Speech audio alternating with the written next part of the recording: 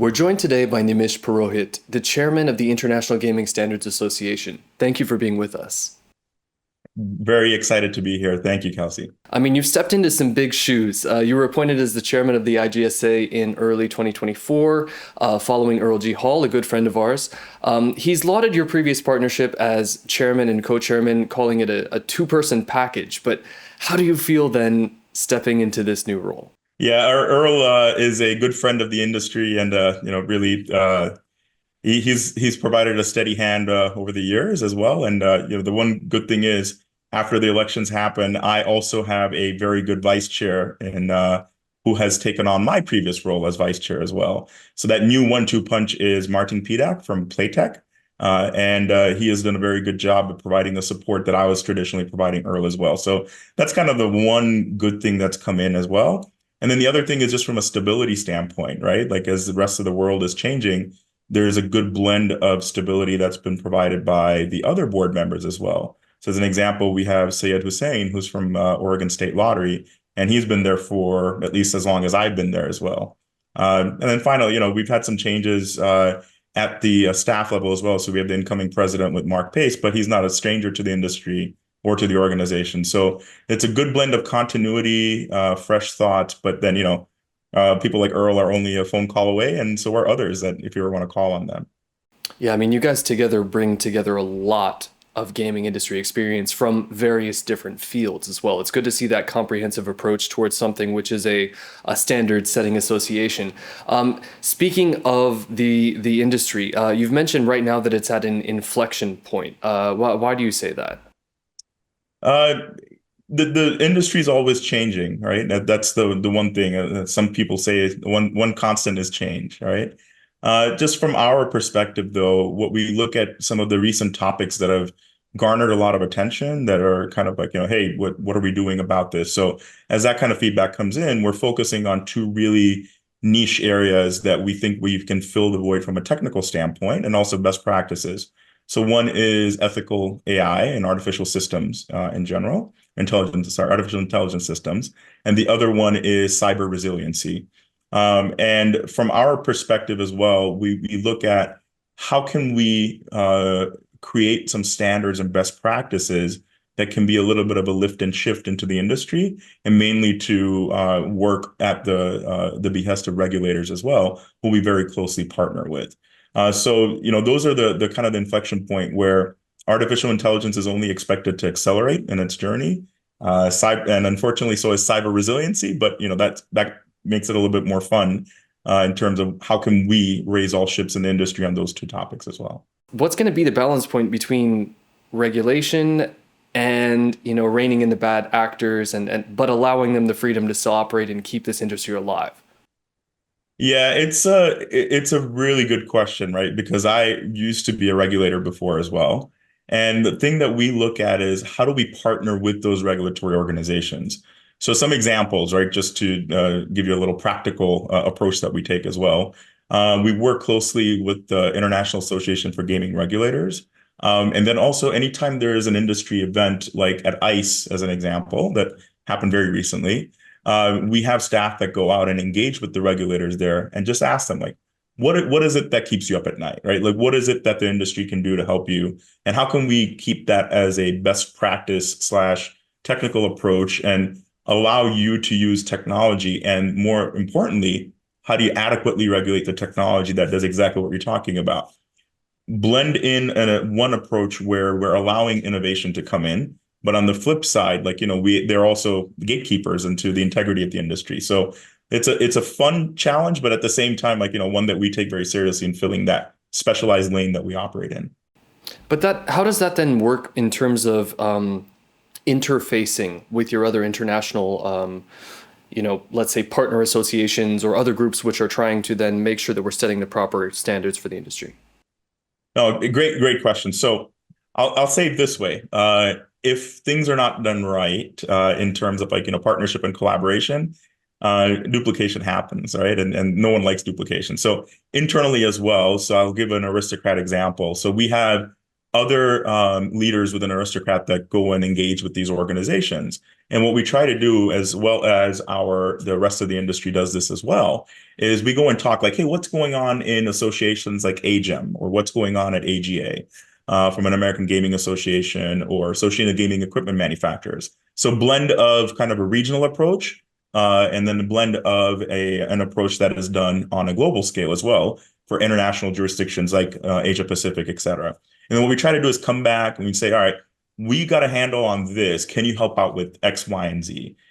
So artificial intelligence is a perfect example. We can partner with those associations to inform policy at that level, and then we can fill in the void from a technical or best practice standpoint that the industry's come around and created those ethical best practices for.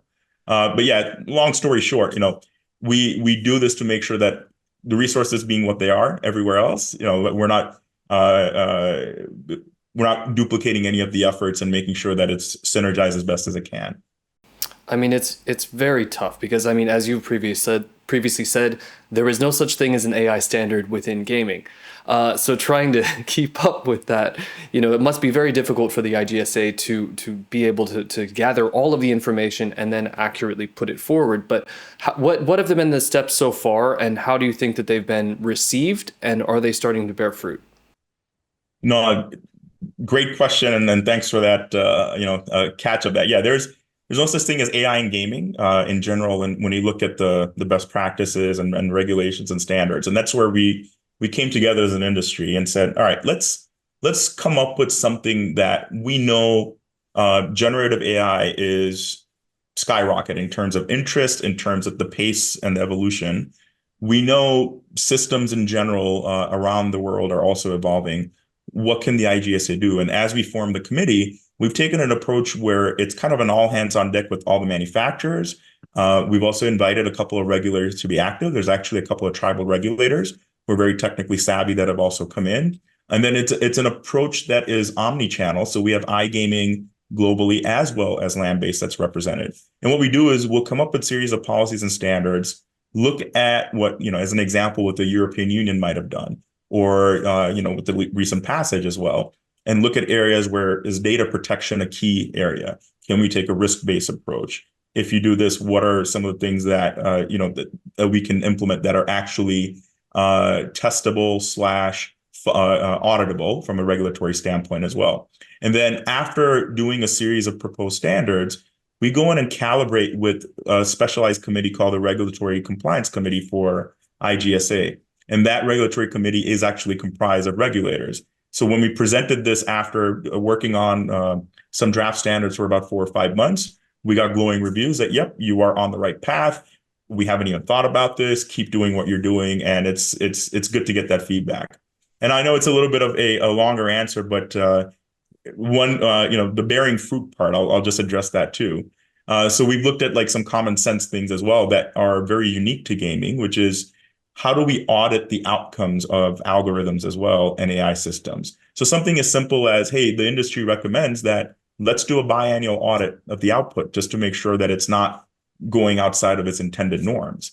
Objectives of the algorithm, capture that and codify that. Little things like that, I think they can go a long way, and they still sit within the paradigm of regulated gaming products. Well, and that's the part that saves us from needing Sarah Connor, right? Now, just to duck away from AI real quick, because I know it's a very interesting topic, and I know you know a lot about it. But I just wanted to look at the omni-channel side because you mentioned that, and specifically within your background and your current position, obviously within Aristocrat. Do you think that helps? Is that more advantageous then to be able to help IGSA?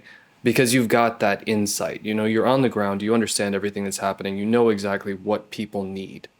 Yeah, it's a very good observation. So from an enterprise standpoint, my role is at the technology level from an enterprise standpoint, and I partner with all 3 of our business verticals. So that's gaming, which is our land-based business, Anoxi, which is our iGaming and enterprise systems, or back of the house systems, as some people call it, that vertical as well. And then we have Pixel United, which is our free-to-play. So even though it's not regulated, from an omni-channel slots philosophy, a lot of time though that content goes back and forth across those verticals as well, as it does for a lot of different manufacturers. So what we try to do is like I'm a voice of the industry back into those partners and product creators that are looking at that capabilities that they're putting in, and just say, hey, just FYI, here's kind of a direction that the industry's thinking of taking. Just keep that in mind as you go through the next level, and vice versa. I'm also a voice of all of those business partners back into the IGSA. Yeah, and making sure that they also understand like that's not really quite how it works, or yeah, that's spot on, go into it. So it's kind of like a two-way calibration, just to use that beat up word there. So it does help quite a bit. Perfect, perfect. Going into that, I mean, within the various different aspects of gaming, they're very different and they continue to be evolving, even though some of them are integrating a little bit more as we see in the Philippines. But land-based iGaming, sports betting, even, the social gaming side, as you mentioned with Pixel, what aspect is most difficult at this point? I Generally speaking, and this is going both of my experience before as a regulator and then also as a now from kind of a voice of industry at the IGSA. I found land-based, believe it or not, to be one of the tougher verticals to both regulate and to be regulated. And it's a Interesting. simple reason, right? Because you've got the software that's supposed to be designed to be on the floor for a while, but at the same time, it's the only vertical that also has hardware requirements. And the other two are kind of a bring your own device where there's a lot more flexibility in terms of entry criteria, device coverages, and things like that. So as we look at the overall component level regulation and the component level technical standards and blending that for a product that then stays on the floor for a while and is built with that in mind, it comes closer to more of a car philosophy that the car is going to be there. So quality comes into play. All these other things come into play as well. But then looking at the AI side, do you think that that's going to be implemented more across the iGaming, the sports betting? Is that more of a concern for trying to lay out those standards immediately? Because these, like sports betting exploded across the US. We're seeing another explosion within Asia, LATAM, obviously. What what do we need to be looking out for? We, I would say that the IGSA is focused on the algorithmic fairness, right? That's kind of what we can bring everything back to. So and then aligning that with the responsible gaming tenets as well. Is there something that the algorithm is building in where the regulations don't exist, but we really need to put something in? So from a sports betting example, right? Are there AI systems that are potentially allowing cheats to proliferate in the system and they're not being monitored and the risk profiles are not being created? So having a standard that accompanies that, saying we must as an industry embrace the fact that we do need monitoring for these types of bad actors in those kinds of situations where AI can actually hit the ground running, right? Before even the regulations can keep up. And vice versa, it will come over in those types of arenas quite fast. In some instances, as you called about, it already does exist there. But other ones, I think the challenge ends up being what I've observed is a slack effect where the regulations are usually behind the technology. And that's generally seen as, yep, not allowed, right? And as they start to carve out a path to get into that arena, it ends up being a very non-straightforward path of getting into that market. I mean, I can totally understand that. It's great to see that you're on the cutting edge. Great to see that you're enthusiastic. Thank you so much. And yet again, congratulations on your role as the chairman of the International Gaming Standards Association. This is Nimish Purohit, the chairman of the IGSA. Thank you so much for your time. Thank you, Kelsey. Really had fun talking to you. It was a pleasure.